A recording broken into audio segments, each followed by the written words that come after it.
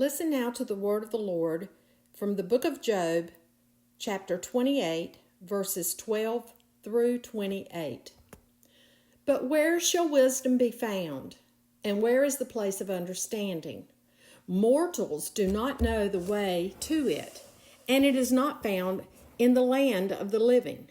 The deep says, "It is not in me," and the sea says, "It is not with me." It cannot be gotten for gold, and silver cannot be weighed out as its price. It cannot be valued in the gold of Ophir, in precious onyx or sapphire. Gold and glass cannot equal it, nor can it be exchanged for jewels of fine gold. No mention shall be made of coral or of crystal. The price of wisdom is above pearls. The topaz of Ethiopia cannot compare with it, nor can it be valued in pure gold. Where then does wisdom come from? And where is the place of understanding? It is hidden from the eyes of all the living, and concealed from the birds of the air. Destruction and death say, "We have heard of a rumor of it with our ears." God understands the way to it, and he knows its place, for he looks to the end of the earth and sees everything under the heavens. When he gave to the wind its weight and apportioned out the waters by measure, when he made a decree for the rain and a way for the thunderbolt, then he saw it and declared it. He established it and searched it out, and he said to mankind, "Truly, the fear of the Lord, that is wisdom, and to depart from evil is understanding." This is the word of the Lord. Thanks be to God.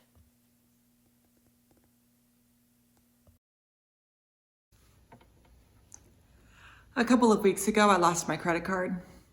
I've been going to you have to go to the grocery store, and so I've been going to the grocery store and taking my wearing my mask and taking my Clorox wipes, and be really diligent, wiping my card off and walking around the store and being really careful, and then using the Clorox wipes to touch the door handles, all those things that are probably more careful than you need. Well, I don't know if you can be too careful.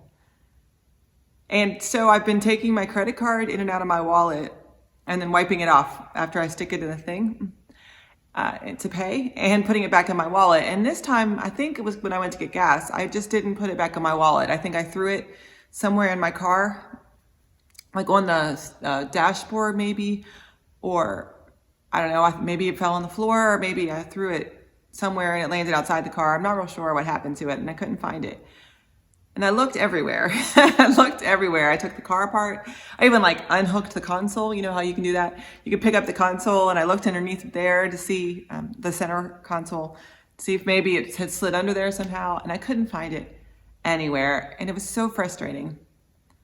And so finally, we got to that place where we're gonna have to cancel the credit card, which is really annoying. You know how that is, because you've got it already saved in all those places for all of your bills.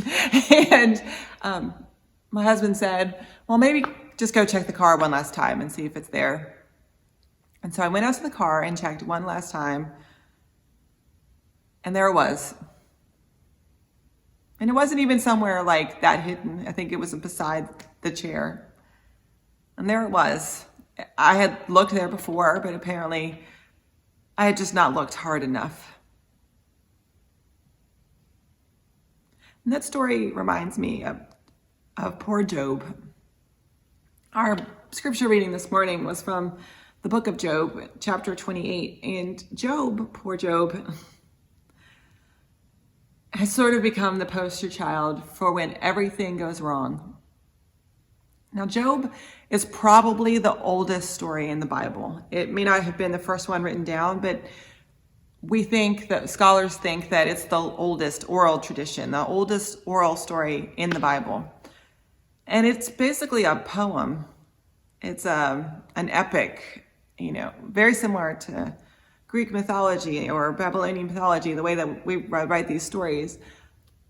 The book of Job is a big search and question for the idea of where is God in the midst of all of this tragedy.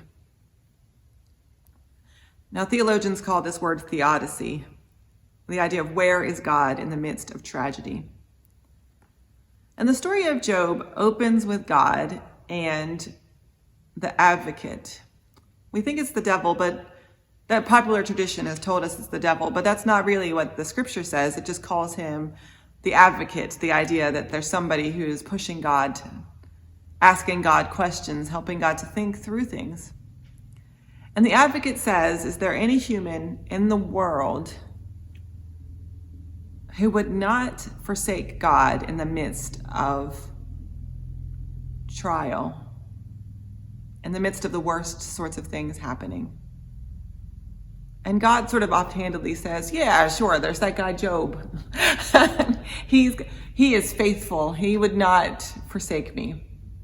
And the advocate says, are you sure? And God says, yeah, Job would never forsake me. And in fact, I'm going to let you put Job to the test. I'm going to let you, let Job experience the things that happen in life, the negative things that happen in life. And I'm not going to intervene. I'm just going to be present with Job in the midst of those things. And you're going to see that Job is faithful. And Job loses everything. He loses his family, who were not good people, by the way. They were pretty terrible, his children. And he loses his home, which also was not that great. And he gets sick.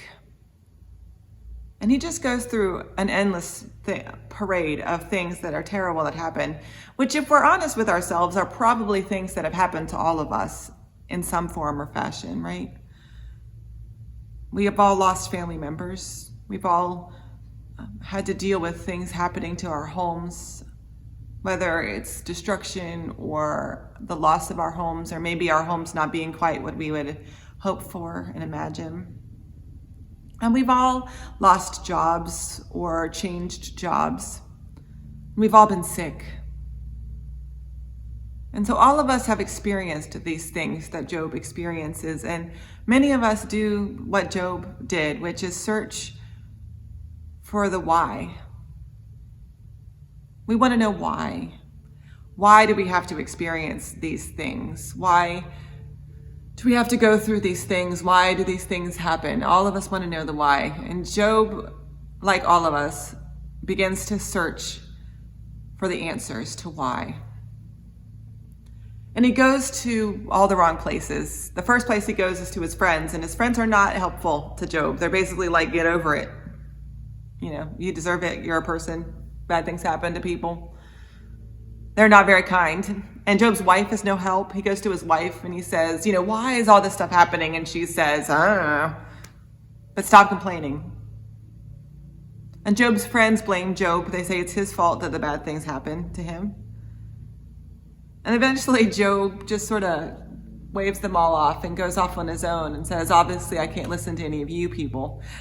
I'm going to go talk to God. And he does. He finally searches for God. And that is where we hear today's scripture, where God reminds Job that people will never understand the whys of some things. You see, there are two kinds of wisdom. There are two kinds of wisdom. And wisdom is not the same as knowledge. That's important too. You can be smart as all giddy up and not be wise. And God says to Job that there are two kinds of wisdom. There is a kind known only to God, and there is the kind that is revealed by God to people. You see, Job goes to God and he says, just before our passage, look at all this stuff we can do. Look at all these things that people have figured out how to do. We are so clever and so smart, and we can mine minerals, and we can search the depths of the oceans, and we can go and see the stars and count the stars and see all these ways that human beings are just awesome and smart. And God says that wisdom is reserved for God and not for people. You see, there's just some things that we humans will never understand. And wisdom, in its true form, is more than a humanly owned or constructed trait or skill. Wisdom, in its true form, is a divine gift, a divine enabling. It's an ability to cope with the world and to succeed and to live a life of integrity and compassion. And all of that is a gift from God. All wisdom is a gift given by God. And so we humans, as we search for answers, need to be careful.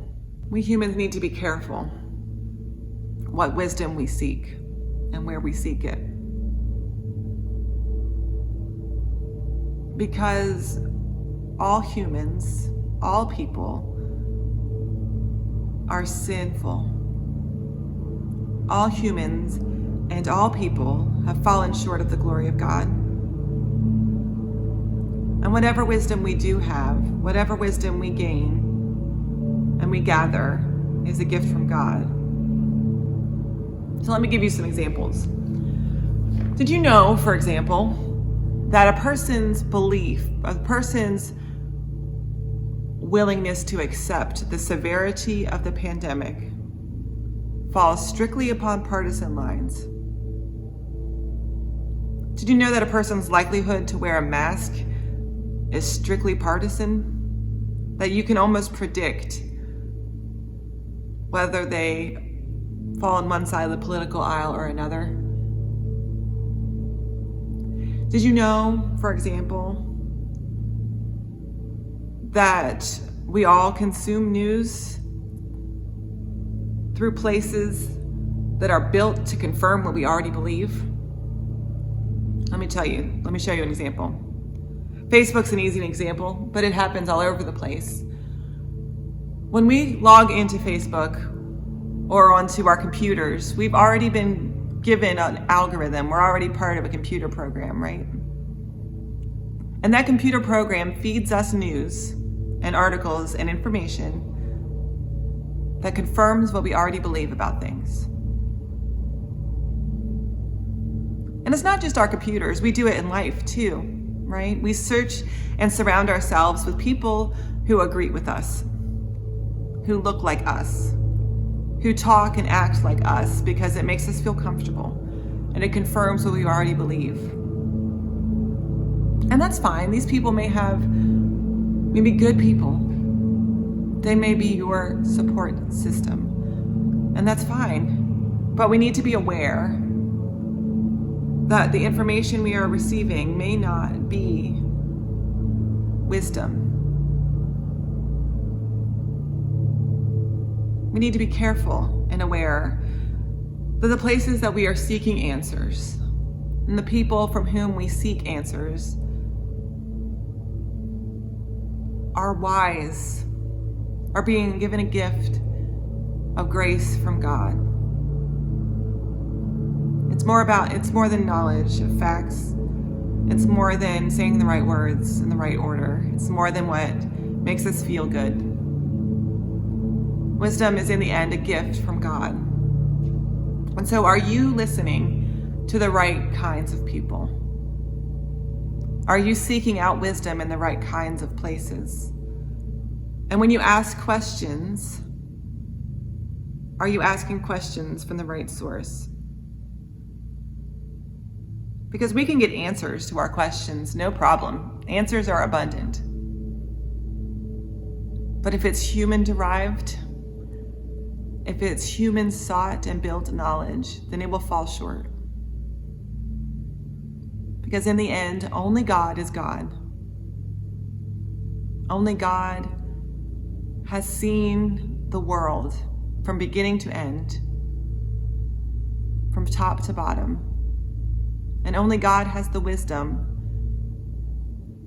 that speaks truth all the time. Wisdom is not a human-derived trait. It is a divine enabling,